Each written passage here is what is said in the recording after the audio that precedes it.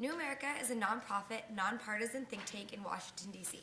We conduct research, develop policy recommendations, and disperse new ideas that aim to improve access, quality, and coordination of early and elementary education for all children from birth through third grade. With generous support from the David and Lucille Packard Foundation, we'll be conducting a series of case studies on 3 communities in California over the next few years that are working to improve their early childhood education workforce. We'll be looking at Fresno, Oakland, and a school district in San Jose. Since we're located in DC, our ears on the ground here will be Sarah Jackson and her team at Hired Pen. The first report came out last fall that we worked on with Hired Pen on.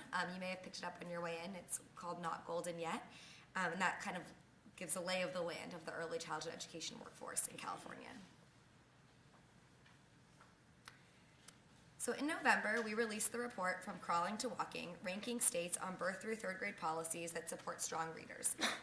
This report evaluates states on 65 indicators in 7 policy areas that we believe support children's literacy development and help to sustain and build on gains made along the birth through third grade continuum. Most of the policies in our scan center on pre-K through third grades, but it's important to acknowledge that what happens before pre-K is hugely important to children's literacy development, and we believe states can and should establish policies to support children's development and learning from birth. So our team looked at state policies that support literacy in 7 areas. This visual shows how we weighted each area. We gave most of the weight to educators, number 1, because of the profound impact that they can have on student engagement and learning. The educator bucket is closely followed by number 2, standards assessment and data, number 3, equitable funding, and so forth. My team ranked states in each of these individual policy areas and across all of them together, putting states into the categories of crawling, toddling, or walking based on their progress. You can find more information about our methods, data sources, and analysis on our website or in the report that you may have picked up today on your way in. Here's how our overall rankings turned out. New York had the highest score, along with West Virginia, Oklahoma, Wisconsin, and Connecticut. These states are in pink on the map, and these are our walking states. While these states rose to the top based on our indicators and analysis, I think one of the most important takeaways from our research is that no state is running. In other words, no state seems to be taking the full comprehensive approach to early learning that we would like to see. While New York scored the highest, it still only earned about 70% of total points. So you're probably wondering where California landed. California ranked 38th out of 50 states in DC, just barely making it into the toddling category. States in this category are making progress in a few areas, but have a long way to go in others.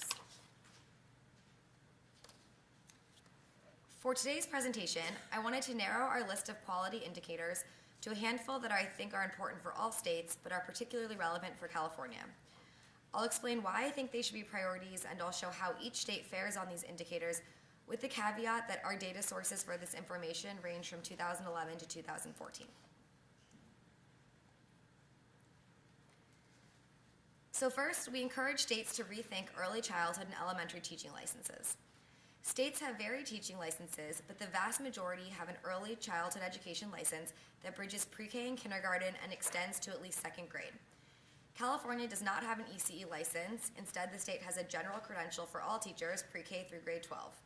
I believe California is the only state that offers such a broad license. Early childhood licenses tend to focus on how to teach new and emerging readers, how to incorporate play, child-directed activities, and exploration into learning, and also how to engage families. They align with what research shows is best for young children.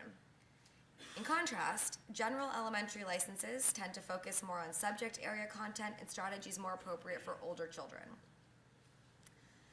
By offering an early childhood license, prospective teachers who know they want to teach in early grade classrooms can specialize in the ways that young children learn, as well as benefit from practical experience by working with young children.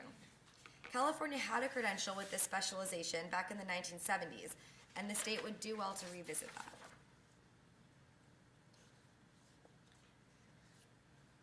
We also like to see better early ed preparation for elementary school principals. States should include early childhood education as part of principal training. Elementary school principals often don't have experience with the early grades before they become principals, which can make it challenging for them to distinguish between what is playful learning and what is truly chaos when they observe classrooms. Also, more and more elementary schools are operating pre-K programs, and oftentimes principals hire for those positions, provide feedback, etc. To do this well, they need to have an understanding of how young children learn and what is appropriate instruction in those classrooms. Currently, only one state, Illinois, requires principals to have preparation in early childhood education. A few others, marked here in blue, require principals to have knowledge of child development, which is a start. California doesn't currently require principals to have specialized preparation in ECE or child development prior to leading an elementary school. For pre-K, we think that all teachers should be held to high educational standards. Several states, as well as the federal Head Start program, have elevated educational requirements for lead teachers in pre-K classrooms, especially when those teachers are instructing in school-based programs. In California, TK teachers are held to the same educational standards and receive many of the same benefits as K-12 teachers, but teachers in the California State Pre-K program aren't. These teachers are not required to have a bachelor's degree.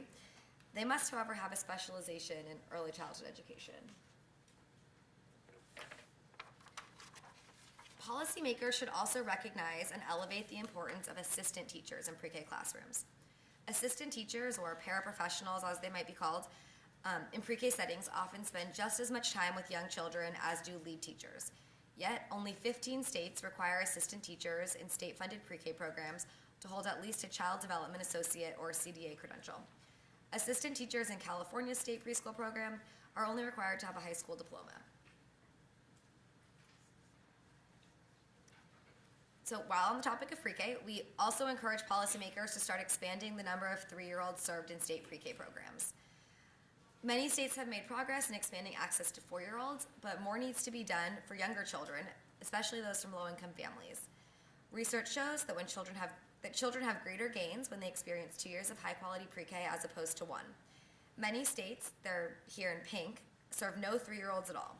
A good number serve less than 25%, those are in purple, and California is one of those. California serves around 9% of 3-year-olds. Only Vermont and Washington, D.C. serve more than 25%.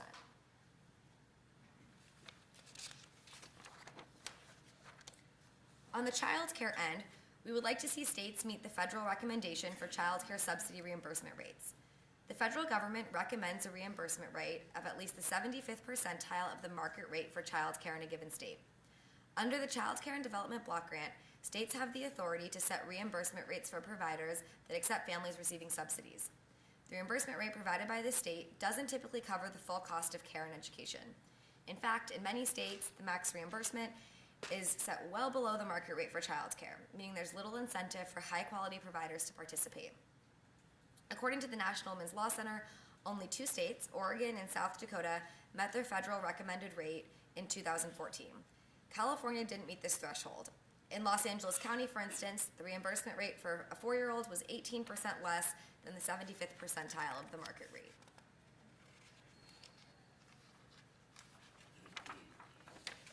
So to sustain the gains made in child care and pre-K, children should have access to a full day of kindergarten.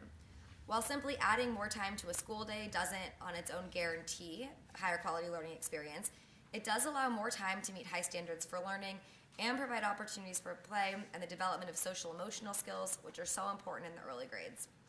And as more states are working to provide higher quality pre-K programs, it's critically important that those are followed up by high quality kindergarten. 12 states currently require districts to offer full day kindergarten, all located in the South. And many other states, while they don't require districts to offer it, they do offer funding incentives so that most districts do. California statute doesn't require school districts to offer full day kindergarten, and the state provides funding for only up to 4 hours of kindergarten per day. Schools can choose to offer an extended day kindergarten, which is anything offered for more than 4 hours per day. It's also important to acknowledge that there's no agreed upon definition of full day kindergarten. The length of full day can range from 4 to 7 hours. In California, it can be just over 4 hours to the length of a regular school day. We believe a full day of kindergarten should be equivalent to that of first grade. Currently, only 27 states have that requirement.